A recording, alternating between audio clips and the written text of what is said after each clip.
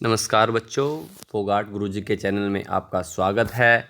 ये हमारा ऑनलाइन जो संस्कृत की मॉक टेस्ट सीरीज चल रही है उसका 19वां भाग है और इससे पहले हम 18 भाग कंप्लीट कर चुके हैं। उसमें बहुत से बच्चों ने उसको देखा है, फीडबैक दिया है।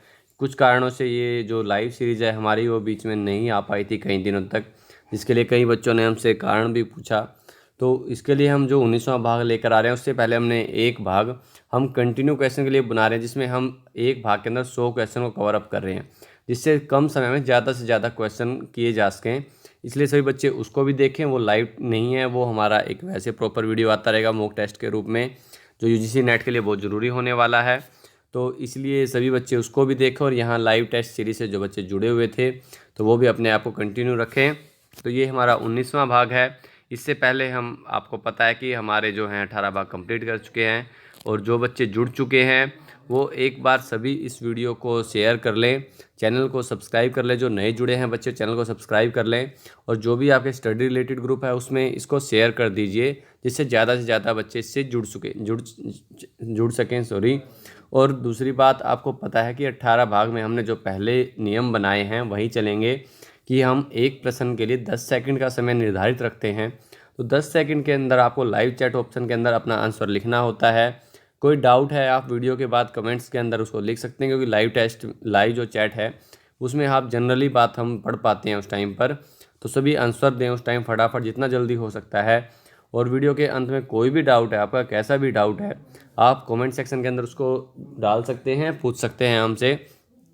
तो सभी बच्चे तैयार रहें और आपके लिए 5-7 सेकंड का समय है कि आप इसको शेयर कर दीजिए जो भी आपके स्टडी रिलेटेड ग्रुप्स हैं।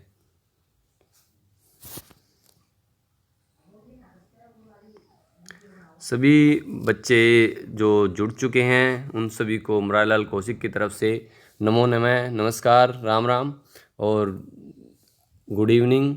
जो सभी बच्चे तैयार रहें, आपके सामने हमारे जो प्रश्न हैं वो आ रहे हैं।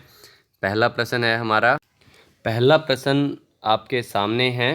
ब्रह्मवेद इति संज्ञा भवति ऋग्वेदस्य, सामवेदस्य, यजुर्वेदस्य या अथर्ववेदस्य की जो ब्रह्मवेद है वो किस वेद की संज्ञा है। यहाँ पर चारों वेद के नाम आपके सामने हैं, उनमें से जल्दी बताएं सभी बच्चे। नमो नमः।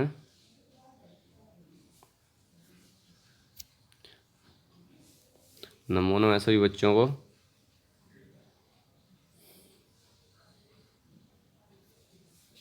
हमारा प्रश्न है ब्रह्मवेद की वेद की संज्ञा है, किसको ब्रह्मवेद भी कहा जाता है।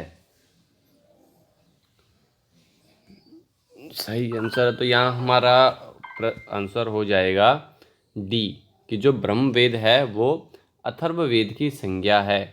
तो यहाँ पर डी ऑप्शन है वो हमारा सही है, क्योंकि जो अथर्ववेद है उसके और भी कुछ नाम है, जैसे अंशिरस वेद, ब्रह्मवेद या भैखज्य वेद, छंदो वेद या महिवेद भी कहते हैं। और जो इसका ऋत्विक है वो ब्रह्म है और इसके अंदर जो कांड हैं 20 हैं, सूक्त 730 और मंत्र 6000 हैं। और हमें पता है जो अथर्ववेद है उसका एक ही ब्राह्मण है, वो कौन सा है, गोपथ ब्राह्मण। तो यहाँ पर हमारा आंसर सही हो जाएगा कि जो ब्रह्मवेद है उसका किस वेद की संज्ञा है, वो अथर्ववेद की। तो इसलिए यहाँ पर हमारा डी ऑप्शन जो है वो सही है। अगला प्रश्न है हमारा, सांख्यायन स्रोत सूत्रम संबंध युक्तम भवति। जो सांख्यान स्रोत सूत्र है वो किससे संबंध युक्त है, ऋग्वेदेन, सामवेदेन, यजुर्वेदेन या अथर्ववेदेन। की जो सांख्यान स्रोत सूत्र है वो किससे संबंध है, ऋग्वेद से, सामवेद से, यजुर्वेद से या अथर्ववेद से।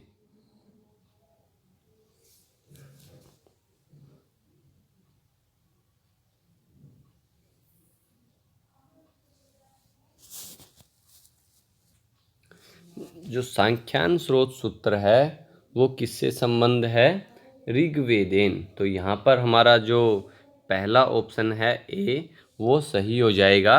कौन सा ऑप्शन है सही, ए। सांख्यान स्रोत सूत्र है वो किससे संबंध युक्त है, ऋग्वेद से। और जैसे आशुलायन है, कौशितकी या सांख्यायन इसको हम बोलते हैं, तो वो किससे संबंधित हैं। तो इसमें कई बार लिखने में भी, एक बार इसको हम सांख्यायन है, जो कई बच्चे डाउट हो गए उनको, तो इसको हम ऐसे भी लिखते हैं, कई बार लिखने में शुद्धि हो जाती है, सांख्यायन। तो यहाँ पर जो सांख्यायन स्रोत सूत्र है वो किससे संबंध युक्त है, ऋग्वेद। इसके अलावा और कौन सा है, आश्वलायन, और इसको कौशिकी सूत्र भी, स्रोत सूत्र भी कहते हैं। और अगर ऋग्वेद के बारे में हम बात करें तो ऋग्वेद के जो अन्य जैसे इसमें ब्राह्मण हैं वो ऐत्रेय ब्राह्मण है और सांख्यायन या कौशिकी ब्राह्मण है। और जो अगर धर्म आरण्यक हैं वो ऐत्रेय आरण्यक है और सांख्यायन आरण्यक है। तो ये ऋग्वेद के आरण्यक है। उपनिषद ऐत्रेय उपनिषद है, कौशिकी उपनिषद है और वास्कलो उपनिषद है। और इसमें अगर हम शिक्षा ग्रंथ की बात करें ऋग्वेद से तो वहाँ पर हमारे शिक्षा ग्रंथ कौन कौन से, पाणिनीय शिक्षा और ऋक् प्रातिशाख्य शिक्षा। तो इस तरह से हमारा जो सांख्यायन स्रोत सूत्र है वो किससे संबंधित है, ऋग्वेदेन। तो यहाँ हमारा ऑप्शन है जो वो पहला सही हो जाएगा, ऋग्वेदेन। अगर कई बार आपके सामने मिसप्रिंट थोड़ा बहुत आपको आ जाता है तो बच्चे कंफ्यूज ना हो उससे, कहीं भी उससे थोड़ा सा मैच करके देख लें कि हाँ ऐसा, क्योंकि देखो कई बार पेपर में मिसप्रिंट आ जाता है, ये चीज़ हम वहाँ भी फेस कर सकते हैं क्योंकि कई बार टाइपिंग मिस्टेक हो जाती है।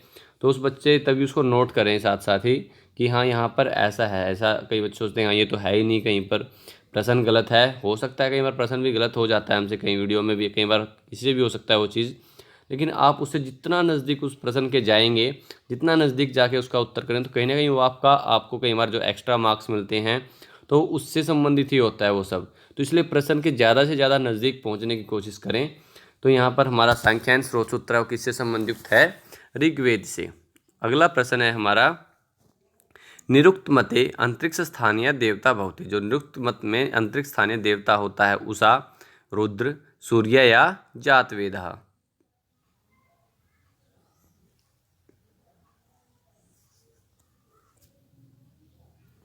कि निरुक्त मत में अंतरिक्ष स्थानीय देवता होता है उषा, रुद्र, सूर्य या जातवेदः।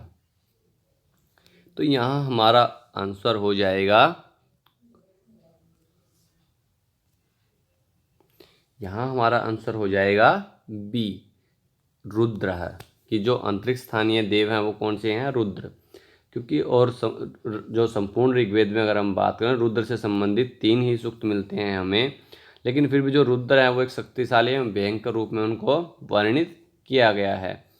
तो यहाँ पर हमारा जो निरुक्त मत में या अंतरिक्ष स्थानीय देव किसको कहा गया है, रुद्र को। तो यहाँ पर हमारा बी ऑप्शन जो है वो सही हो जाएगा। और इनसे संबंधित 3 सूक्त हैं, वो कौन कौन से उसमें हैं, इस तरह से अगर वैसे इतना डीपली 1 बड़े 14 और इस तरह से दूसरे 33 और जो तीसरा है 7 46। तो ये सिर्फ 3 ही सूक्त जो हैं वो रुद्र से संबंधित हैं और रुद्र एक जो है अंतरिक्ष स्थानीय देव हैं। अगला प्रश्न है हमारा, ऋग्वेदस्य सोम मंडलम भवति। सप्तम मंडलम, अष्टम मंडलम, नवम मंडलम या दसम मंडलम। जो ऋग्वेद में जो सोम मंडल है वो कौन सा है, 7वां, 8वां, 9वां या 10वां।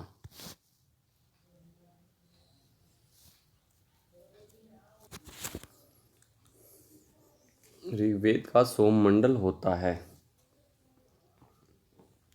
कि सोम मंडल से आप समझ गए होंगे जो मुख्यतः किस मंडल में सोम का वर्णन किया गया है, तो उसके बारे में पूछा गया है। तो हमने जैसे हम पहले भी एक्स्ट्रा फैक्ट्स जहाँ भी डिस्कस करते हैं मैं आपको साथ साथ बताता रहता हूँ कि कहीं भी अगर सोम से जिक्र आया तो मैंने उसमें हमेशा आपको बताया कि जो ऋग्वेद का सोम मंडल कौन सा है, 9वां मंडल। यहाँ पर हमारा पहले तो आप ये देख लीजिए ऑप्शन कौन सा सही होगा, सी। और सोम के बारे में अगर बात करें हम तो इसके जो 9वें मंडल के पूरे 144 सूक्त हैं वो, और अन्य सूक्तों में 6, क्योंकि मुख्यतः यहाँ पर 9वां ही है। 144 सभी सूक्त जो है वो 9वें मंडल के वो सोम से संबंधित हैं और अन्य जो सूक्त हैं वो 6। तो कुल जो 200 हैं तो वो 200 नहीं 150 सूक्त हैं वो सोम से संबंधित। इसमें 9वें मंडल के 144 और अन्य मंडलों से 6। तो यहाँ पर हमारा ऑप्शन सही हो जाएगा सी। और सोम के बारे में अगर हम बात करें, सोम एक पृथ्वी स्थानीय देव है और ये ऋग्वेद के प्रमुख देवता हैं जिनकी स्तुति जो है 9वें मंडल के संपूर्ण 144 सूक्तों में और अन्य मंडल जो उनके 6 सूक्तों में इसकी स्तुति की गई है। तो इस तरह से यहाँ हमारा ऑप्शन सही हो जाएगा सी। और अगर उसमें भी अगर पूछा है कितने सूक्तों में है तो वो है 150 सूक्तों में, 150 सूक्तों में इनका वर्णन है और 9वें मंडल के। ठीक है, तो यहाँ हमारा सी ऑप्शन सही है। अगला प्रश्न है हमारा, ऋग्वेदे यम यमी संवाद सूक्तम उपलब्ध है। जो ऋग्वेद में यम यमी संवाद सूक्त है वो कहाँ मिलता है? तृतीय मंडल, पंचम मंडल, नवम मंडले या दसम मंडले। कि जो यम यमी संवाद सूक्त है वो किस मंडल में मिलता है? तीसरे, पांचवें, छठे, सॉरी नौवें या 10वें।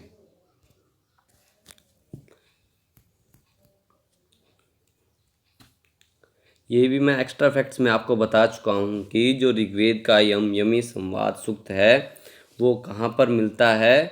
तो वो मिलता है हमारे, जल्दी बताएं सभी बच्चे, कौन सा ऑप्शन सही होगा? ए, बी, सी या डी? जल्दी बताएं। यहाँ पर हमारा ऑप्शन सही हो जाएगा डी, 10वें मंडल के। और मैंने आपको पहले बताया था एक बार, इसको 10वें मंडल के 10वें, तो इस तरह से इसको लिखते हैं यम यमी जो संवाद सूक्त है। और इसके अलावा भी हमारे उसमें संवाद सूक्त हैं, वो कौन कौन से हैं? पुरुरवा उर्वशी, पूर्वा उर्वशी संवाद सूक्त है हमारा। यम यमी संवाद सूक्त मिलता है हमें। इसके अलावा विश्वामित्र नदी और शर्मापणी, ये जो संवाद सूक्त हैं, और इनमें से जो यम यमी संवाद सूक्त है तो वो 10वें मंडल में है। और यम यमी संवाद सूक्त के बारे में भी अगर हम बात करें तो ये 10वें मंडल का 10वां सूक्त है, जिसमें कुल 14 मंत्र हैं। और ये एक विलक्षण संवाद युक्त है, जिसमें यम यमी जो हैं वो जुड़वां भाई बहन होते हैं। और उसमें यमी जो है वो अपने भाई यम को अनेक प्रलोभन देकर उसके सामने उससे विवाह करने का प्रस्ताव रखते हैं, लेकिन यम अपनी बहन के इस प्रस्ताव की निंदा करता है, क्योंकि यह सैगोत्तर संबंध अनैसर्गिक और महर्षियों के विधानों के विरुद्ध है। तो इसलिए यहाँ पर जो यम यमी संवाद सूक्त है वो 10वें मंडल में है, और इसमें कुल 14 मंत्र हैं। तो अगला प्रश्न है हमारा, पतंजलि मते अथर्ववेदस्य शाखा संख्या। पतंजलि के मत में अथर्ववेद की जो शाखा संख्या कितनी है? 9, 8, 5 या 2?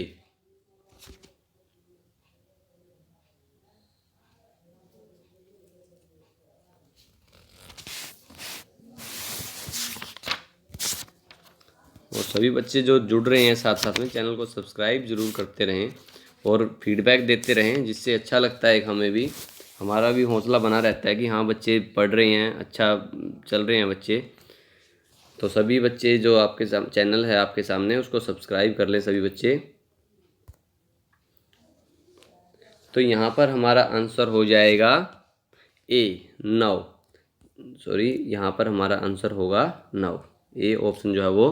पतंजलि के मत में जो अथर्ववेद की जो शाखा संख्या है वो कितनी है? 9।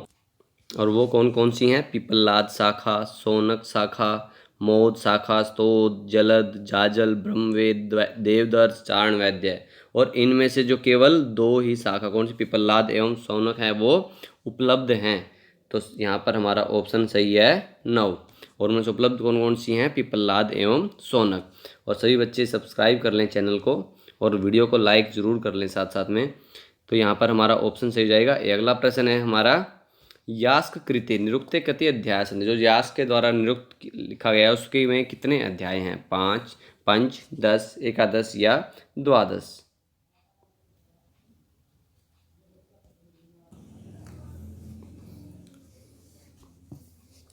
यास्क कृते निरुक्ते कति अध्याया सन्ति, कितने अध्याय हैं?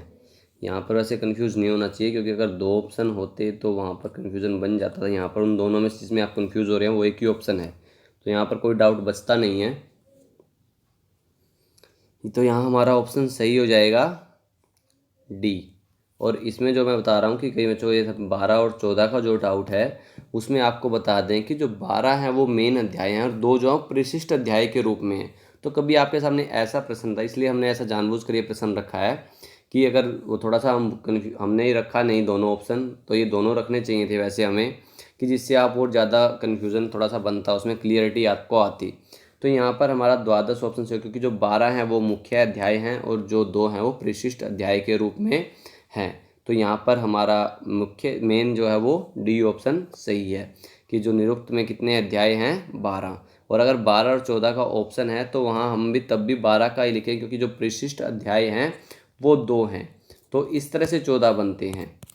तो अगला प्रश्न है हमारा, आपस्तम स्रोत सूत्रम केन वेदेन संबंधित। जो आपस्तम स्रोत सूत्र है वो किस वेद से संबंधित है? ऋग्वेदेन, सामवेदेन, कृष्ण यजुर्वेदेन या शुक्ल यजुर्वेदेन? आपस्तम स्रोत सूत्र केन वेदेन संबंध युक्तम।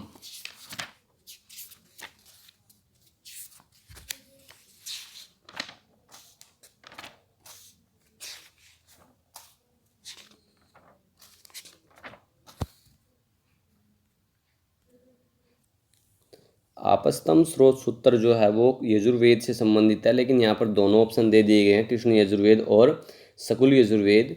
तो यहाँ पर हमारा ऑप्शन सही होगा सी, कृष्ण यजुर्वेद, क्योंकि जो आपस्तम स्रोत सूत्र है वो किससे संबंधित है, एक मिनट, तो यहाँ हमारा आंसर होगा कृष्ण यजुर्वेद। क्योंकि अगर हम स्रोत सूत्र की बात करें तो जो शुक्ल यजुर्वेद से कात्यायन या पास्कर स्रोत सूत्र हैं, और जो आपस्तम, बोधायन, हिरण्यकेशी, वैखानस, भारद्वाज, मानव, मैत्रायणी, वराह एवं वादुल जो हैं वो कृष्ण यजुर्वेद से हैं। तो यहाँ पर जो प्रश्न है हमारा आपस्तम स्रोत सूत्रम केन वेदेन संबंध युक्तम कृष्ण यजुर्वेदेन, तो सी ऑप्शन जो है वो सही हो जाएगा। अगला प्रश्न है हमारा आरण्यकम नास्ति, आरण्यक नहीं है ऋग्वेदस्य, सामवेदस्य, यजुर्वेदस्य या अथर्ववेदस्य, किसके आरण्यक नहीं है, ऋग्वेद के, सामवेद के, यजुर्वेद के या अथर्ववेद के।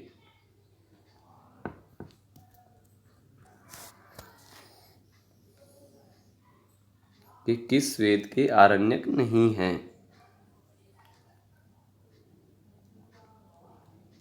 जैसा कि अगर हम बात करें ऋग्वेद के, हमें पता है 2 आरण्यक हैं, कौन कौन से, ऐतरेयारण्यक और सांख्यारण्यक। और जो यजुर्वेद है, यजुर्वेद जो कि शुक्ल यजुर्वेद के हैं बृहदारण्यक, और कृष्ण यजुर्वेद से तैत्तिरीय, मैत्रायणी और बृहदारण्यक।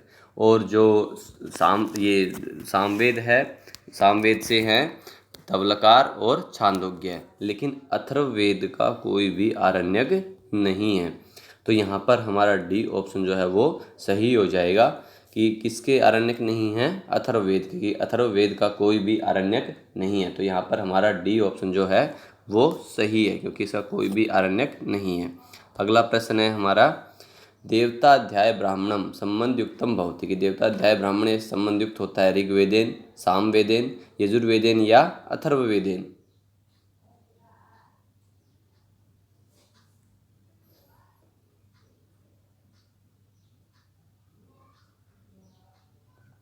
देवताध्याय ब्राह्मणम संबंध युक्तम भवति ऋग्वेदेन, सामवेदेन, यजुर्वेदेन या अथर्ववेदेन। तो यहाँ पर हमारा ऑप्शन सही हो जाएगा बी, सामवेदेन। तो किससे संबंधित होता है, सामवेद से। तो बी ऑप्शन है जो वो सही है।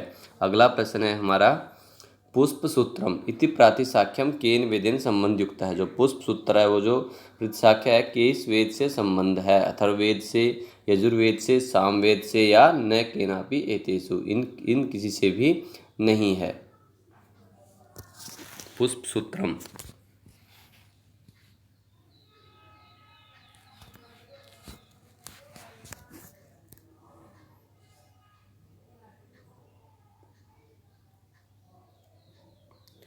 जो पुष्प सूत्र है वो किस वेद से संबंधित है।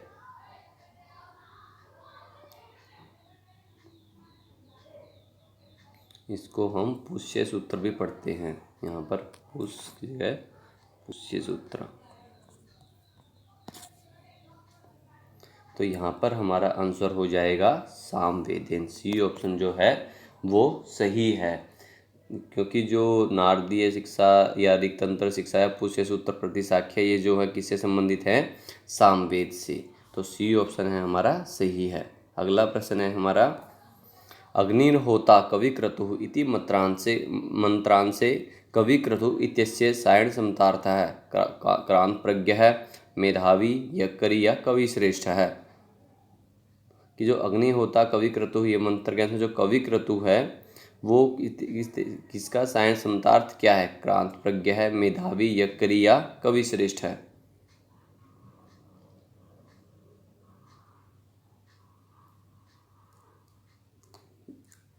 यहाँ हमारा ऑप्शन सही हो जाएगा ए, क्रांत प्रज्ञ है। ए ऑप्शन जो है वो सही है कि अग्निहोता कविक्रतु, इसमें जो कविक्रतु शब्द है उसमें शायद सायण समतार्थ शब्द कौन सा है, क्रांत प्रज्ञ है। अगला प्रश्न है हमारा अमृतत्वस्य तु नाशस्ति वित्तेन, नाशः अस्ति वित्तेन इति श्रुति अस्ति। जो ये श्रुति है वो कहाँ से है? तैत्तिरीयोपनिषद, छांदोग्योपनिषद, केनोपनिषद या बृहदारण्यकोपनिषद की जो अमृत तत्वस्य तु नाशस्ति वित्तेन इति श्रुति अस्ति, ये जो श्रुति है वो कहाँ पर है?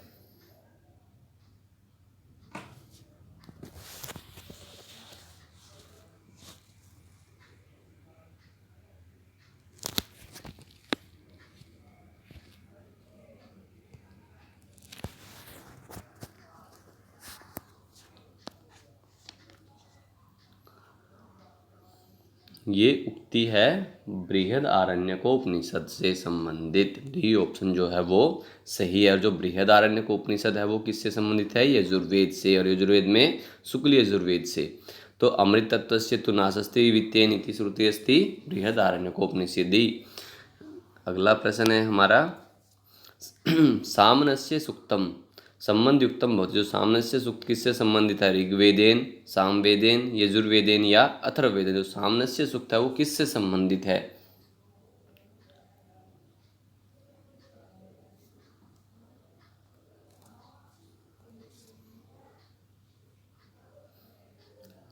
यहाँ पर हमारा ऑप्शन सही हो जाएगा डी, अथर्ववेदेन। कि सामनस्य सूक्तम संबंध युक्तम भवति अथर्ववेदेन। डी ऑप्शन जो है वो सही है।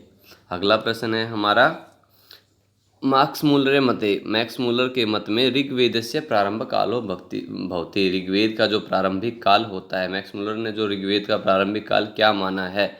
1200 ख्रीष्टपूर्वाब्द है, 2000 ख्रीष्टपूर्वाब्द है, 2500 ख्रीष्टपूर्वाब्द है या 3000 ख्रीष्टपूर्वाब्द है। कि मैक्स मूलर ने कौन सा ऋग्वेद का प्रारंभिक काल माना है?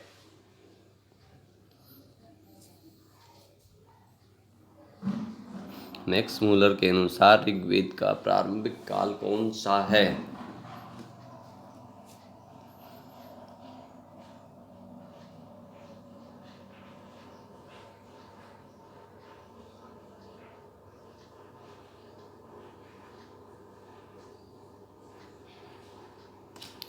यहाँ पर हमारा ऑप्शन सही हो जाएगा 1200, यानी कि ए 1200 ख्रीष्टपूर्वाब्द है। मैक्स मूलर ने ऋग्वेद का जो प्रारंभिक काल माना है वो 1200 ख्रीष्टपूर्वाब्द माना है, इसलिए ए ऑप्शन जो है वो सही हो जाएगा। अगला प्रश्न है हमारा सांख्य नए सृष्टि क्रम में प्रकृति आदि परिणाम हैं। बुद्धि, अहंकार है, मन या तन्मात्राणि। कि सांख्य नए सृष्टि क्रम में प्रकृति आदि परिणाम है, क्या है? बुद्धि है, अहंकार, मन या तन्मात्राणि।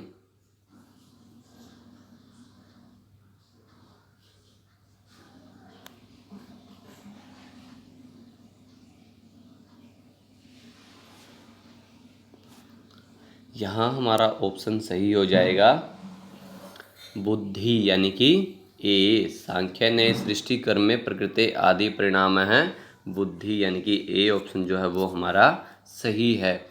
अगला प्रश्न है हमारा सत्कार्यवाद साधकत्वम नास्ति। सत्कार्यवाद साधकत्वम नास्ति ऐसदकरणात्, उपादान ग्रहणात्, समानाभिहारात् या सर्वसंभवाभावात्। कि जो सत्कार्यवाद साधकत्वम होता है नास्ति नहीं होता है ऐसदकरणात्, उपादान ग्रहणात्, समानाभिहारात् या सर्वसंभव अभावात् अभावात्। यहाँ पर कौन सा ऑप्शन सही होगा?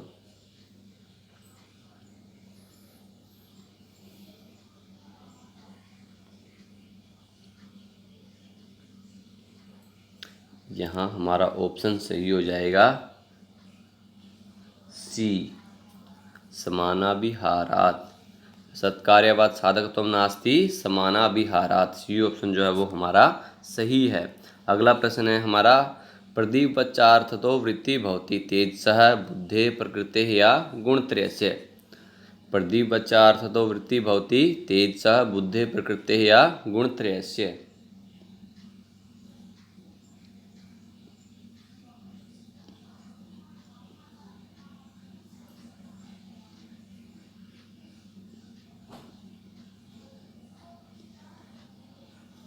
यहाँ हमारा ऑप्शन सही होगा गुणत्रयस्य। जो प्रदीप अर्थ तो वृत्ति होती है गुणत्रयस्य, डी ऑप्शन जो है वो सही हो जाएगा। अगला प्रश्न है हमारा सांख्य मते जगतः कारणम, सांख्य मते जगतः कारण, जो सांख्य मत में जगत का कारण है प्रकृति ही, पुरुष है, ईश्वर है या परमाणु। उसकी सांख्य मत में जगत का कारण है प्रकृति, पुरुष, ईश्वर या परमाणु।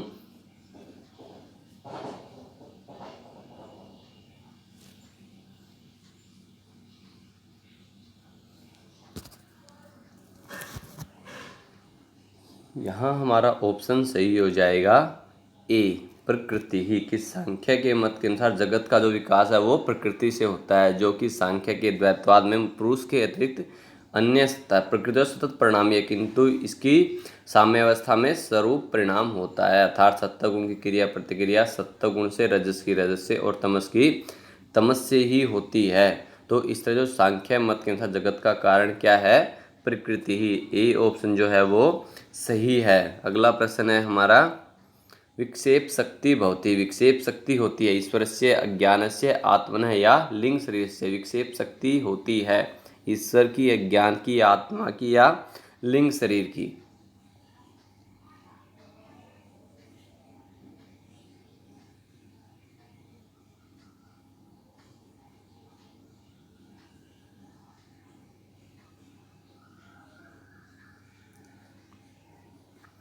विक्षेप शक्ति होती है अज्ञानस्य, अज्ञान की। बी ऑप्शन जो है वो सही है।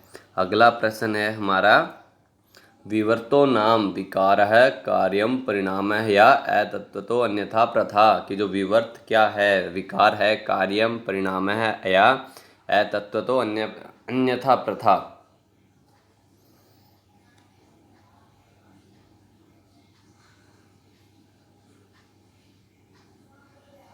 विवर्त क्या है, अतत्वतो अन्यथा प्रथा। डी ऑप्शन जो है वो हमारा सही है। विवर्तो नाम अतत्वतो अन्यथा प्रथा। अगला प्रश्न है हमारा, तत्व साक्षात्कारोपाय मध्य न गण्यते, तत्व साक्षात्कारोपाय मध्य न गण्यते। आसनम, श्रवणम, मननम या निधिध्यासनम।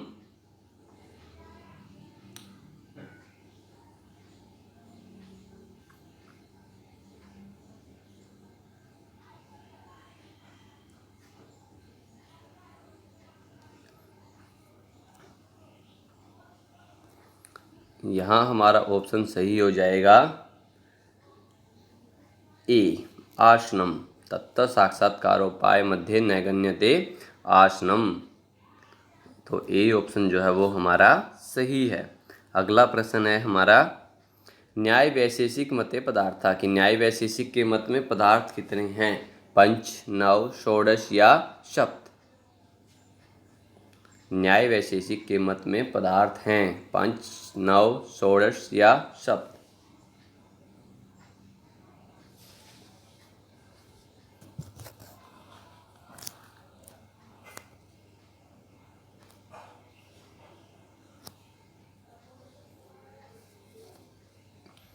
यहाँ हमारा आंसर हो जाएगा डी, यानी कि सप्त। की न्याय वैशेषिक के अनुसार न्याय वैशेषिक ने में पदार्थों को कितने माना है, 7। तो डी ऑप्शन है वो हमारा सही है। तो यहाँ डी ऑप्शन सही है। अगला प्रश्न है हमारा, तर्क संग्रह मते कारणम कार्यस्य पूर्ववृत्ति, प्रवृत्ति, नियत पूर्ववृत्ति या समकाल वृत्ति। की तर्क संग्रह मत में कारण कार्य से क्या है, पूर्ववृत्ति है, प्रवृत्ति है, नियत पूर्ववृत्ति है या समकाल वृत्ति है। कौन सा ऑप्शन सही है, जल्दी बताएं।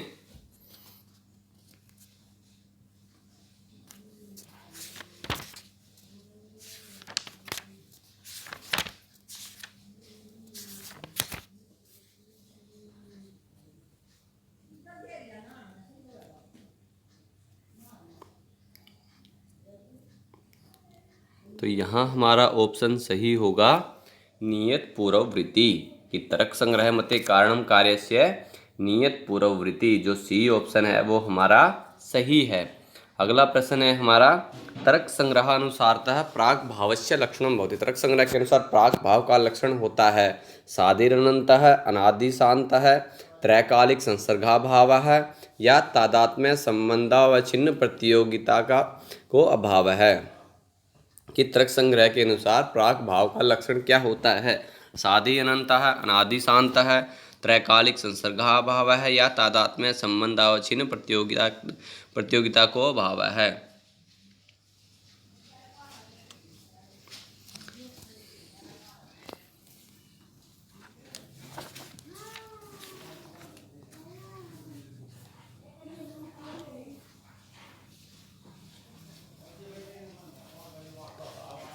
यहाँ हमारा ऑप्शन सही होगा, अनादि शांत है। तर्क संग्रहानुसारतः प्राक भावस्य लक्षण भवति अनादि शांत है। जो बी ऑप्शन है वो हमारा सही है।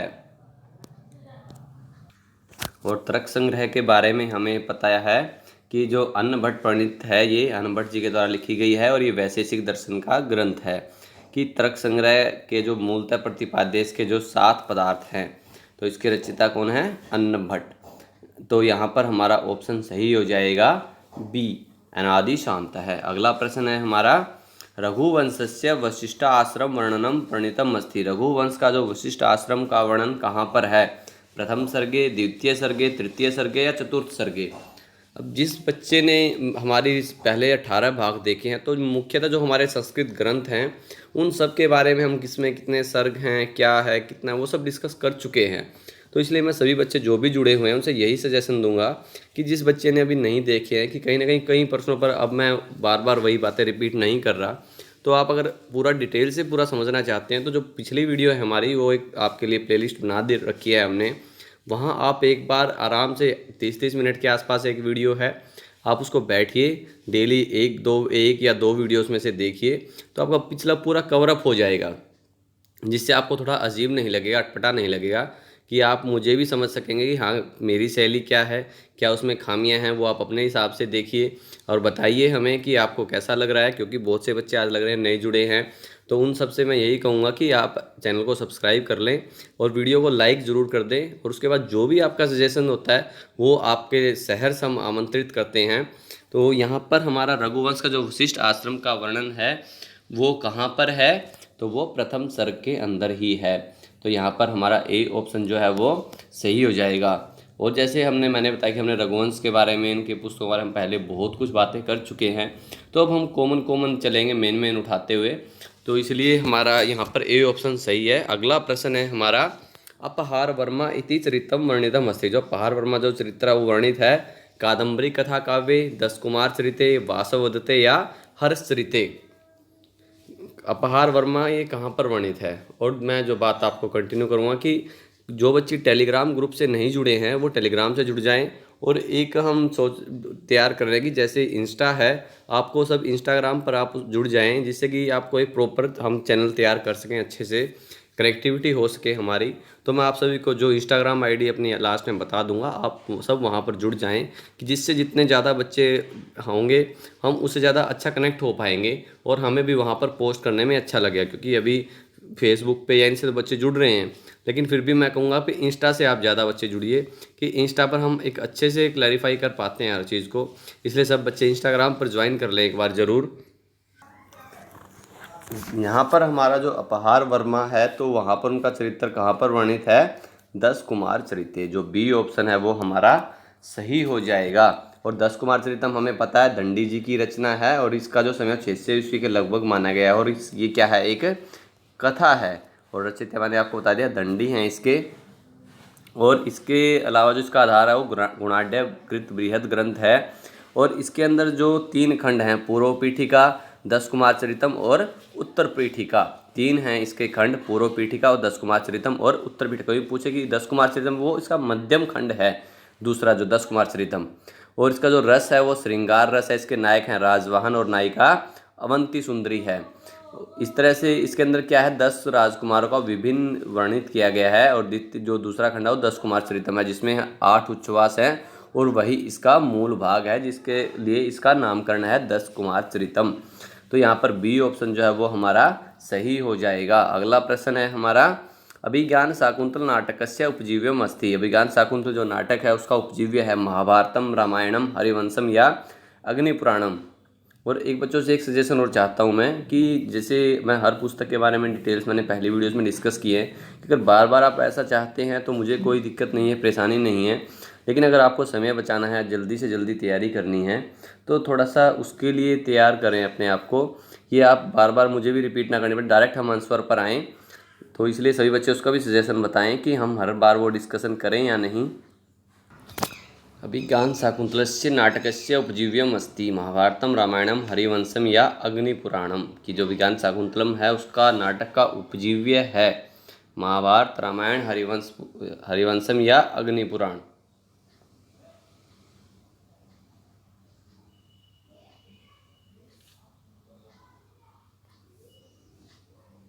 अभिज्ञान शाकुंतलम के बारे में हमें पता है कि ये किसकी रचना है, महाकवि कालिदास जी की।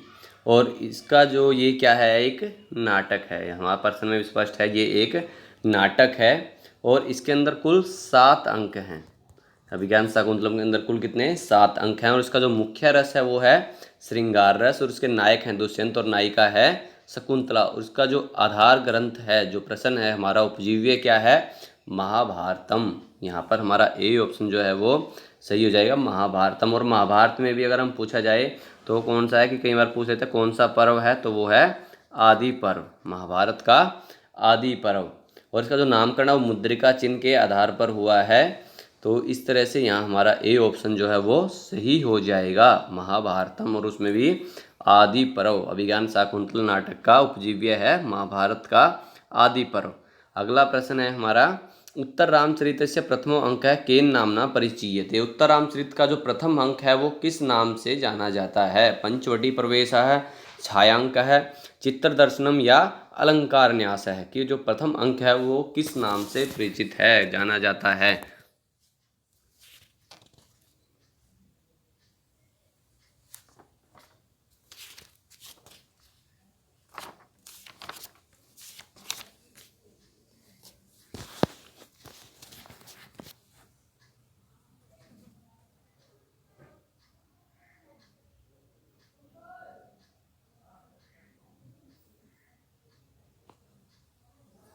जो प्रथम अंक है हमें पता है उत्तर रामचरितम बहुभूति जी की रचना है और उसके अंदर कुल 7 अंक हैं। इसके नायक हैं राम और नायिका है सीता। और इसका आधार ग्रंथ क्या है, रामायण। इसका आधार ग्रंथ क्या है, रामायण। और जो प्रथम अंक है वो क्या होता है, जब इसमें लंका से लौट कर आने पर राम का राज्याभिषेक होता है और राज्याभिषेक के समय जनक मिथिला वो सब लौट जाते हैं। उसके बाद उनके जाने से सीता दुखी हो जाती है। तो उस समय जब राम उसको चित्रशाला में ले जाते हैं, अपने जीवन से संबंधित जो भी घटनाओं की चित्र है वो वहाँ पर उसको दिखाते हैं। तो इसलिए उसका क्या नाम है, चित्र दर्शनम। चित्र दर्शनम, सी ऑप्शन जो है वो हमारा सही हो जाएगा। उत्तराम से प्रथम अंक केन नामना परिचीयते चित्र दर्शनम।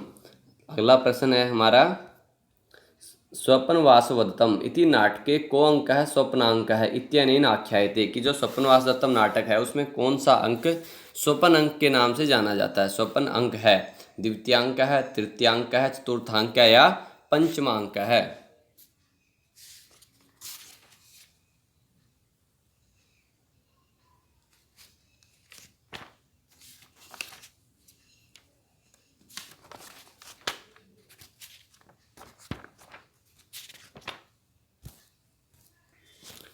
जो स्वप्नवास दत्तम है वो है भास जी की रचना, भास, ठीक है। और इस ये जो रचनाकार और पता ही है, इसमें भास जी के कुल 13 नाटक हैं। 13 नाटक हैं भास जी के द्वारा लिखे गए। और ये भी क्या है, एक नाटक है स्वप्नवास दत्तम, कई बार पूछ लेता है। और इसके अंदर कुल 6 अंक हैं और 57 श्लोक हैं। 6 अंक के अंदर कुल 57। और मुख्य रस जो है वो है श्रृंगार रस। मुख्य रस है श्रृंगार और नायक है उद्यान और नायिका है वासवदत्ता। और इसका जो आधार ग्रंथ है वो इतिहास प्रसिद्ध तथा कवि कल्पित है। और इसके अंदर एक और है कि जो मेन बात है, नांदी की योजना का अभाव है। और इसके अंदर जो स्वप्नवास दत्तम है और भास सभी नाटक जो सूत्रधार से प्रारंभ करते हैं, नान्यन्ते ततः प्रविशति सूत्रधार है, इस तरह से। तो यहाँ पर हमारा ऑप्शन क्या होगा कि जो स्वप्नवास दत्तम इस नाटक का अंक, स्वप्न अंक कौन सा है, तो वो हमारा ऑप्शन हो जाएगा पंचम अंक है, 5वां अंक। और कुल कितने हैं, 6 अंक और 57 श्लोक। तो डी ऑप्शन जो है वो हमारा सही है। अगला प्रश्न है हमारा, हर्षवर्धनस्य भगिनी आसीत। हर्षवर्धन की भगिनी थी इंदुमती, विजयश्री, राज्यश्री या जयश्री। और सभी बच्चे जो टेलीग्राम का लिंक मैं आपको प्रोवाइड करवा दूंगा, तो वहाँ पर आप जुड़ जाएं एक बार सभी बच्चे टेलीग्राम से, जिससे कि वहाँ से भी आपको वीडियोस के लिंक मिलते रहें इंस्टेंटली। उसका लिंक डिस्क्रिप्शन में भी डाल देंगे हम, कमेंट्स में भी डाल दिया जाएगा, डिस्क्रिप्शन में आपको मिल जाएगा लिंक। और उसको मुरारलाल ऑफिशियल के नाम से है वो, जो हमारा टेलीग्राम चैनल है, उसको आप ज्वाइन कर लें। इसके अलावा हमने व्हाट्सएप ग्रुप भी बनाए हुए हैं, तो वहाँ भी हम कोशिश करते हैं जितने हम कंटेंट बनाए वो जो एक नीडी पर्सन है, जो जिनको ज़रूरत है, उन तक पहुंच सके किसी भी माध्यम से। इसलिए सब बच्चे अपडेट रहें टाइम टू टाइम। आपको चैनल का सब्सक्राइब करेंगे आप, वहां पर बेल आइकन को दबा देंगे तो वहां से तो आपको आएगा ही। कई बार वो मिस हो जाता है तो आपको कहीं ना कहीं व्हाट्सएप से या आपको टेलीग्राम से या इंस्टाग्राम से आपको लिंक मिलते रहेंगे। जो हर्षवर्धन की भगिनी कौन थी? वो थी राज्यश्री ही। तो सी ऑप्शन जो है वो हमारा सही हो जाएगा। हर्षवर्धन की जो बहन है उसका नाम क्या था? राज्यश्री ही। और हर्षवर्धन किसमें है ये सब वर्णन हमें पता है कि हर्षचरितम जो है वो बाणभट्ट जी ने लिखी हुई है, और उसके अंदर ये सब, उसके नायक कौन है? हर्षवर्धन। तो अगला प्रश्न है हमारा, राक्षस्य मुद्रा प्राप्यते। राक्षस जो मुद्रा है वो की मुद्रा कहाँ पर मिलती है? पर्वतकस्य गृहात, मल्लकेतु गृहात, पर्वत के घर से या मल्लकेतु के घर से या भागुरायण के घर से या चंदन दास के घर से। जो राक्षस की मुद्रा है वो कहाँ से मिलती है?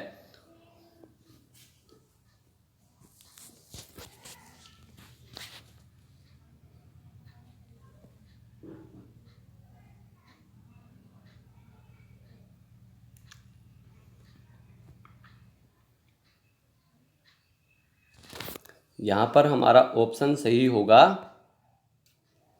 चंदन दास गृहात, डी, यानी कि डी ऑप्शन जो है वो हमारा सही है, चंदन दास गृहात। राक्षस्य मुद्रा प्राप्यते चंदन दास, यानी कि चंदन दास के घर से जो मुद्रा है वो कहाँ से मिलती है? चंदन दास के घर से। अगला प्रश्न है हमारा, शकुंतलायाः अंगुरीयकं स्खलितम् अभवत् प्रभासतीर्थे, शचीतीर्थे, सोमतीर्थे या गंगातीर्थे। की जो शकुंतला की जो अंगूठी थी वो कहाँ पर गिरती है? प्रभास तीर्थ में, शची तीर्थ में, सोम तीर्थ में या गंगा तीर्थ में। कि जो अभिज्ञान शाकुंतलम है, जब वो वहाँ पर दुष्यंत के पास आती है तो जो उसकी अंगूठी है वो वहाँ पर गिर जाती है, जिससे जो दुष्यंत को उन्हें स्मरण करवाने में परेशानी होती है, वहाँ पर उसको याद नहीं करवा सकती। तो बाद, क्योंकि उसी के घटना के आधार पर जो अंगूठी के उस पर भी जो ज्ञान होता है, उसके बाद दुष्यंत को अभिज्ञान शाकुंतलम, उसके ऊपर ही नामकरण है। तो यहाँ पर जो शकुंतला की जो अंगुरीकम स्खलितम अभवत् कहाँ हुई थी? तो वो हमारा ऑप्शन सही हो जाएगा शची तीर्थे, ओ सॉरी, सोम तीर्थे। यहाँ पर हमारा ऑप्शन सही होगा, नहीं नहीं नहीं नहीं, एक मिनट, सॉरी, यहाँ पर मैं गलत टिक मार्क कर गया। यहाँ पर हमारा ऑप्शन है शची तीर्थ, बी ऑप्शन जो है वो हमारा सही है। ये कन्फ्यूजन हो गया, लाइन ऊपर से नीचे चली गई तो वही बोला गया एकदम से। तो यहाँ पर हमारा बी ऑप्शन है वो सही है, शची तीर्थ। जो शकुंतला की अंगूठी कहाँ पर होती है? शची तीर्थ में। अगला प्रश्न है हमारा, अभिज्ञान शाकुंतलम के बारे में हम बता चुके हैं पहले, कालिदास जी की रचना है, कि ये अंक हैं वो सब आप जानते ही हैं। एक प्रश्न को, एक पुस्तक को बार बार एक वीडियो में तो टाइम ज़्यादा कंज्यूम करने वाली बात हो जाती है, इसलिए अगला प्रश्न है हमारा, सत्ताम ही संदेह पदेशु वस्तुषु प्रमाणमंतः कर्ण प्रवृत्तिया है इत्युक्ति। जो ये उक्ति है वो किसकी है? विश्वामित्रस्य, कण्वस्य, सारंगरस्य या दुष्यंत्य। सत्ताम ही संदेह पदेशु वस्तुषु प्रमाणमंतः कर्ण प्रवृत्तिया है, ये किसकी उक्ति है? विश्वामित्र, कर्ण, सारंगरव या दुष्यंत।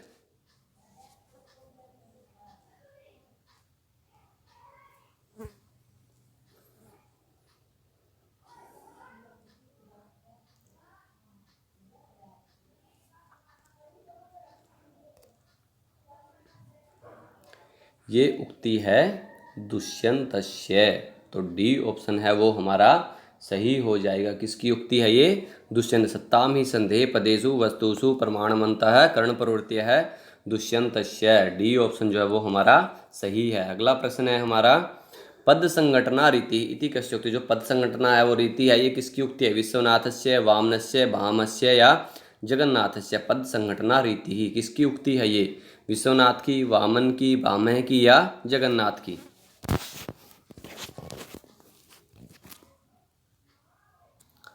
पद संघटना रीति ही, ये किसकी उक्ति है?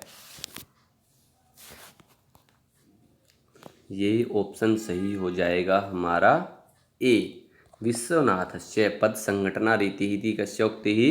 विश्वनाथस्य। तो ए ऑप्शन है वो हमारा सही है। अगला प्रश्न है हमारा, गंगायां घोषः इत्यत्र व्यंजनाय बुध्यते। जल प्रवाहः, गंगा तटः, आभिरपल्ली, शैत्यपावनादि अतिशय है। कि यहाँ पर गंगायां घोष है कि यहाँ पर जो व्यंजना में क्या बोधित होता है, में जल का प्रवाह, गंगा तट, आभिरपल्ली या शैत्यपावनादि अतिशय है, कि ये सब हमसे क्या व्यंजना यहाँ पर हमें होता है। गंगाया घोष से हमें क्या प्रतीत होता है, क्या व्यंजना है यहाँ पर, क्या, क्योंकि हमें यहाँ बताना है कि जल प्रवाह है या गंगा तट है या आबिरपल्ली है, क्या है इनमें से। तो यहाँ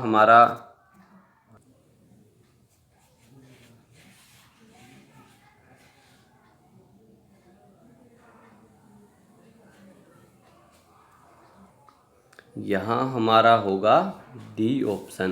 कौन सा? डी, शैत्य पावन त्वादि अतिशय है।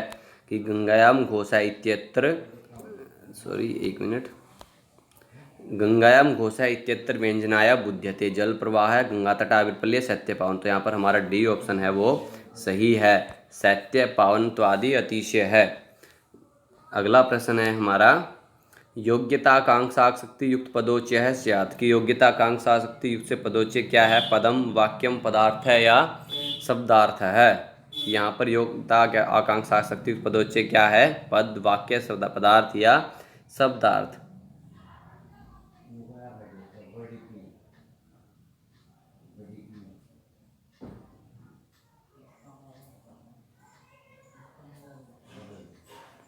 यहाँ हमारा ऑप्शन सही हो जाएगा। योग्यता आसक्ति युक्त क्या होता है? वो क्या होता है?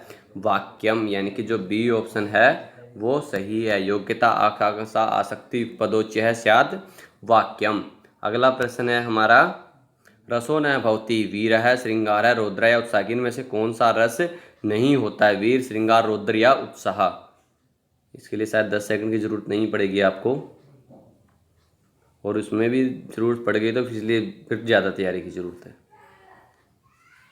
रसो न भवति, हमें पता है कि वीर रस होता है, श्रृंगार रस होता है, रौद्र रस होता है, लेकिन उत्साह जो है वो रस में नहीं है। तो इसलिए हमारा कौन सा ऑप्शन सही होगा? डी, उत्साह एक रस नहीं है, ये सब रस हैं। तो इसलिए डी ऑप्शन है हमारा वो सही है। अगला प्रश्न है हमारा, नाटकस्य संध्या कति। जो नाटक की संधियाँ होती है वो कितनी होती है? सप्त, पंच, नव या 10। इन नाटक की कितनी संधियाँ होती हैं?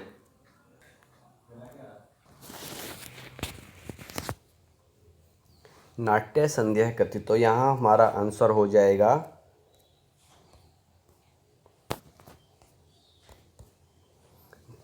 बी, पंच। कितनी संधियाँ होती हैं नाटक की? 5। तो हमारा एग्जैक्ट आंसर कौन सा है? बी। और उन अगर 5 संधियों के बारे में अगर हम बात करें तो कौन कौन से? मुख, प्रतिमुख, गर्ग, विमर्श और निर्वहन संधि है। और जो अंतिम संधि है उसको निर्वहन उपसंहति संधि भी कहते हैं। तो कौन सा ऑप्शन सही है यहाँ पर? बी, कि नाटक की संधियाँ कितनी होती हैं? 5। मुख, प्रतिमुख, गर्भ, विमर्श और निर्वहन। तो अगला प्रश्न है हमारा, महाकाव्यस्य नायको भवति। महाकाव्य का नायक होता है धीरोद्धतः, वीरः, धूर्तः या धीरोदात्तः है। कि जो महाकाव्य है उसका नायक कैसा होता है?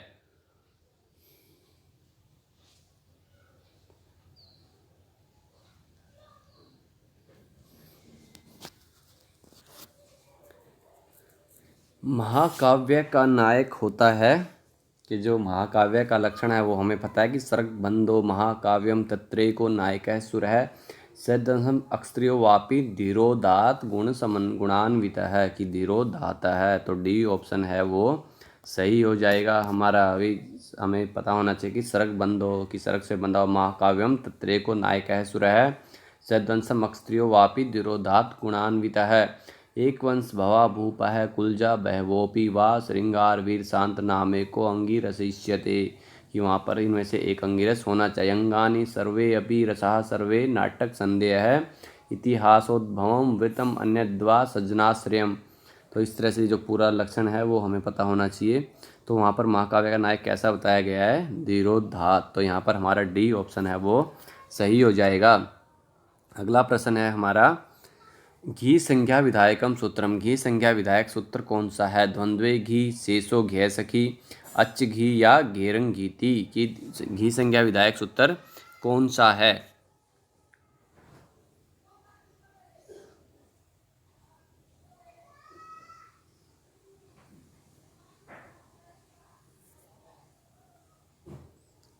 घी संज्ञा विधायक सूत्र है यहाँ पर शेषो घय सखी। बी ऑप्शन है वो हमारा सही है कि जो शेषो घय सखी है वो घी संज्ञा विधायक सूत्र है। अगला प्रश्न है हमारा, वृद्धि संज्ञा विधायकम सूत्रम अष्टाध्यायम। की वृद्धि संज्ञा विधायक सूत्र कौन सा है अष्टाध्यायी में? अष्टाध्यायी हमें पता है पाणिनि जी की रचना है, ये हमें पता होना चाहिए। तो अष्टाध्यायी के अनुसार वृद्धि संज्ञा विधायक सूत्र कौन सा है? वृद्धि रेचि, इको गुण वृद्धि, मृजेर वृद्धि या वृद्धि राधैच्य।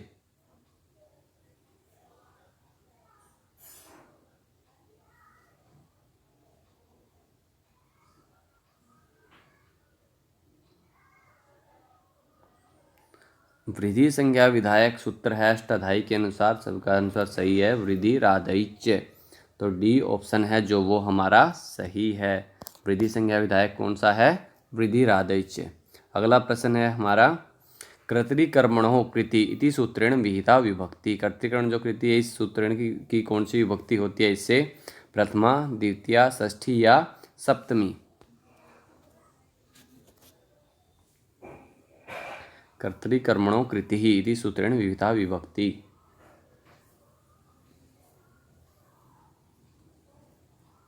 कंफ्यूज ना हो प्रश्न, कई बार हम सीधा प्रश्न के ऊपर, क्योंकि जो पेपर में से उठाए गए हैं प्रश्न जहाँ से लिए गए हैं वो हमें कंफ्यूज करने के लिए ही पूछे जाते हैं हमसे। यहाँ पर हमारा ऑप्शन सही होगा। कर्तृकर्मणो जो कृति है उससे सूत्रण कौन सी विभक्ति होती है इससे? यहाँ पर हमारा ऑप्शन सही हो जाएगा सी, षष्ठी। जो कर्तृकर्मणो कृति सूत्र है इससे षष्ठी विभक्ति होती है और इसके अनुसार क्या है इसका कि कृदंतस्य योगे कर्तृकर्मणि च षष्ठी सा। जहाँ कृदंत के योग में कर्तृकर्मणि च षष्ठी सा, षष्ठी और कौन सी विभक्ति होती है? षष्ठी। जैसे कृष्णस्य कृति यानी कि जगतस्य कर्ता कृष्ण है। तो इस तरह से यहाँ पर कौन सा आंसर से हो जाएगा हमारा? सी, षष्ठी विभक्ति। अगला प्रश्न है हमारा, जटाभिस्ताप्सः इत्यादि इत्यत्र तृतीय विभक्ति स्यात् सूत्रेण। यहाँ जटाभिताप्सः यहाँ पर जो तृतीय विभक्ति किस सूत्र से होती है? करणे तृतीया, ये नांग विकार है, इत्थम भूत लक्षणे या हेतु। तो किस से यहाँ पर तृतीय विभक्ति होती है जटाभिताप्सः?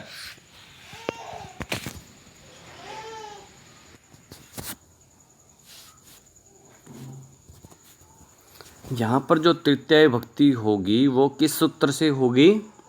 किंचित प्रकारम प्राप्तस्य लक्षणे तृतीया अर्थात कस्यापि वस्तुनः वा अवस्था विशेष प्राप्ति ये सूच्यति तत्र तृतीया भवति। केन सूत्रेण? इत्थम भूत लक्षणे। तो यहाँ पर हमारा सी ऑप्शन है वो सही है, इत्थम भूत लक्षणे। इस सूत्र से यहाँ पर तृतीया विभक्ति होती है। ये क्या कहता है कि जब किंचित प्रकारम प्राप्तस्य लक्षणे तृतीया की जो लक्षण है वहाँ पर उसमें क्या होता है? तृतीया या अर्थात कस्यापि वस्तुनः पुनः वावस्था विशेष प्राप्तिं ये सूच्यति तत्र तृतीया भवति। जटाभिताप्सः, जटाभिताप्सः। तो यहाँ पर हमारा सी ऑप्शन है वो सही है। अगला प्रश्न है हमारा, शाक पार्थिव इत्यत्र समासो भवति। जो शाक पार्थिव है शब्द है यहाँ पर कौन सा समास है? क्रमधार्य, द्वंद्व, बहुव्रीहि या अविभाव है?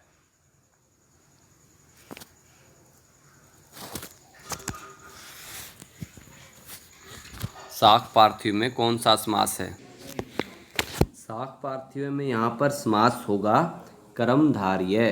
तो ए ऑप्शन है वो हमारा सही है। अगर हम शाक पार्थिव के लौकिक विग्रह की बात करें तो वहाँ पर हमारा लौकिक विग्रह बनेगा शाक प्रिय है पार्थिव है, और जो अलौकिक विग्रह वो होगा शाक प्रिय सु पार्थिव सु। और यहाँ पर कौन सा समास है? कर्मधारय। तो इसलिए ए ऑप्शन है वो हमारा सही हो जाएगा। अगला प्रश्न है हमारा, भूतवली ही इत्यत्र समासो भवति। भूतवली में यहाँ पर कौन सा समास है? अविभाव है, तत्पुरुष है, द्वंद्व या बहुव्रीहि की भूतवली में कौन सा समास है यहाँ पर?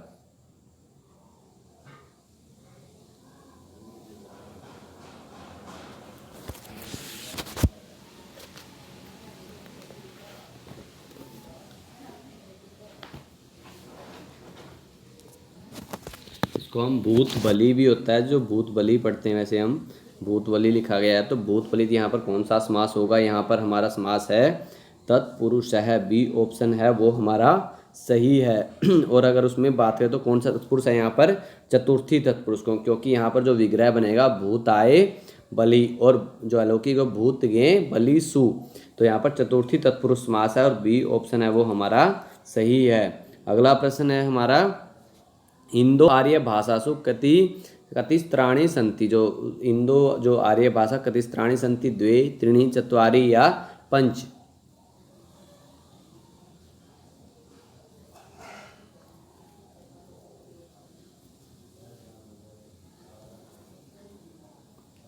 और जो हमारा पिछली मॉक टेस्ट सीरीज हुई है 100 क्वेश्चन की, उसका भी आज टेलीग्राम पर डाल दिया जाएगा, उसको पीडीएफ को उसकी, तो सभी बच्चे टेलीग्राम ज्वाइन कर लें आज उसको भी पीडीएफ। बाकी जो हमारी ऑनलाइन टेस्ट हो चुके हैं मॉक टेस्ट, वो सभी वहाँ पर टेलीग्राम पर अवेलेबल हैं और आज हम उसको भी वहाँ पर अपलोड कर दिया जाएगा। वो तो यहाँ पर हमारा ऑप्शन होगा इंदो आर्य भाषासु कतिस्त्राणि सन्ति, तो यहाँ हमारा ऑप्शन है बी, त्रीणि, तीन, तो बी ऑप्शन है वो हमारा सही है।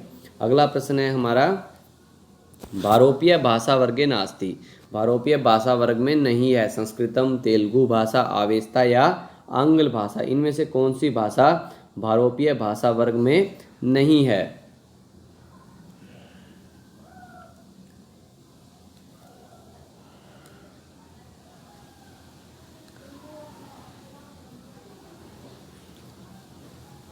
तो यहाँ पर भारोपीय भाषा वर्ग में नहीं है वो है तेलुगु भाषा, बी ऑप्शन जो है वो सही है। तेलुगु भाषा जो है वो भारोपीय भाषा वर्ग में नहीं है, बी ऑप्शन जो है वो सही हो जाएगा।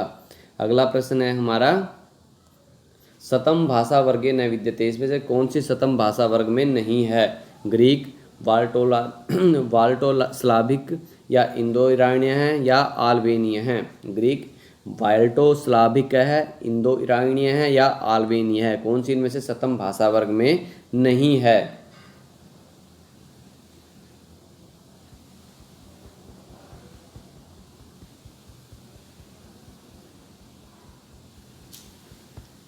तो यहाँ हमारा ऑप्शन सही होगा ग्रीक, जो ए ऑप्शन है वो हमारा सही है कि एज ग्रीक जो शतम भाषा वर्ग में नहीं है, तो ए है वो हमारा सही हो जाएगा।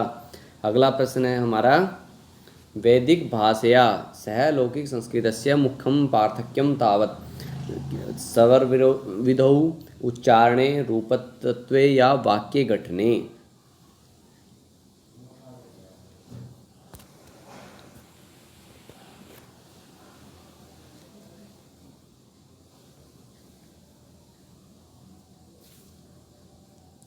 यहाँ हमारा ऑप्शन सही हो जाएगा स्वर विधौ, ए ऑप्शन है वो हमारा सही है। वैदिक भाषा सैलौकिक संस्कृतस्य मुख्यम पार्थक्यम तावत् स्वर विधौ।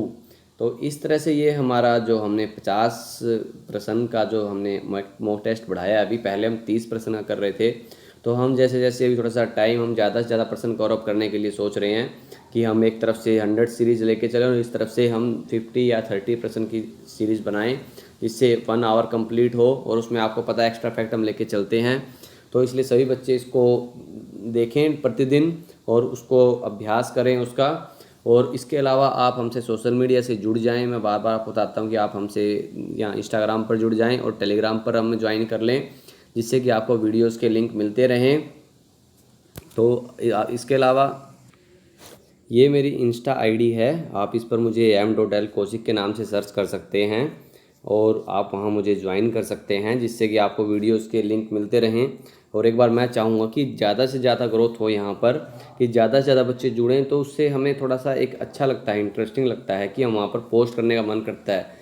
कि अगर आप थोड़ा सा एक्टिव नहीं होंगे तो हम भी थोड़ा एक्टिव नहीं हो पाते, इसलिए सभी बच्चे वीडियोस को लाइक शेयर सब्सक्राइब मतलब बराबर करते रहें, उससे आपका कोई लॉस नहीं है। और मैं आपको बार बार कहता हूँ, अगर आपको लाइक नहीं करना है तो डिसलाइक कर दीजिए।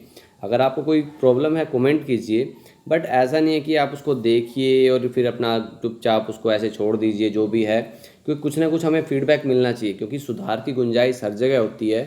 तो इसलिए उसको कुछ ना कुछ लाइक डिसलाइक कुछ तो हमें मिलना चाहिए, हमें लगे कि हमने कैसा किया है। तो इसलिए सभी बच्चे उसको कंटिन्यू रखें, कंटिन्यू देखें। और आज आपको ये हम जो 60 मिनट्स की जो हम वीडियो बना रहे हैं, इससे पहले हमने 30-35 किया है। आज हमने कोशिश किया कि 1 घंटा हम कंप्लीट करें। तो वो कैसा लगा आपको? आप चाहते हैं 30 मिनट्स की रखें हम डेली या 1 आवर कंप्लीट करें? तो उसके बारे में अपने सजेशन ज़रूर दें। और इंस्टाग्राम पर आप मुझे ज्वाइन कर लें m.l.kaushik। तो और सभी का टेलीग्राम लिंक आपको डिस्क्रिप्शन में दे दिया जाएगा। और अपने तैयारी को कंटिन्यू रखें, वीडियोस को शेयर करते रहें, बराबर लाइक करते रहें, सब्सक्राइब कर लें और आप मुझे टेलीग्राम पर ज्वाइन कर लें। आपकी तैयारी आप किसी फील्ड से रिलेटेड साहित्य से व्याकरण से कहाँ से ज़्यादा चाहते हैं कंटेंट को, वो बताएं हमें। अगर हम वीडियो अवेलेबल नहीं हो तो आपको पीडीएफ में अवेलेबल करवाएंगे टेलीग्राम के ऊपर, या आपको इंस्टा पर आपका अवेलेबल करवाएंगे हम जैसे भी करके। तो कहीं ना कहीं अगर वीडियो में कवर अप नहीं हो पाता पर तो आपको हम पीडीएफ में ज़रूर अवेलेबल करवा देंगे वहाँ पर। तो सभी बच्चे सोशल मीडिया से इंस्टाग्राम से ज़रूर जुड़ जाएँ मुझसे, और आप टेलीग्राम पर मुझे ज्वाइन कर लें। तो सभी बच्चों को जो वीडियो देख रहे थे कैसा लगा वीडियो, अपना रिस्पॉन्स एक बार कमेंट में बता दें। लाइव चैट में ना बताएं, लाइव चैट में लिख रहे हैं बच्चे तो वहाँ ना बताएं, कमेंट में बताएं, क्योंकि लाइव चैट में साथ साथ वीडियो में ध्यान होता है, उधर कंटेंट पर ध्यान होता है, तो वो सिर्फ मेन देख पाते हैं कई बार। तो कमेंट आराम से हम फुर्सत में पढ़ सकते हैं। तो जो भी आपका फीडबैक है वो कमेंट्स में शेयर करें, वहाँ बताएं एक बार कैसा लगा आपको। और जो मैं चाहता हूँ जो बच्चे लाइव जुड़े हैं सभी वो ज़रूर लिखें एक बार वहाँ जाकर। तो सभी बच्चों को शुभ रात्रि, धन्यवाद, थैंक यू। और आप इस चैनल को सब्सक्राइब कर लीजिए, जाने से पहले वीडियो को लाइक डिसलाइक कर लीजिए। थैंक यू, गुड नाइट, शुभ रात्रि।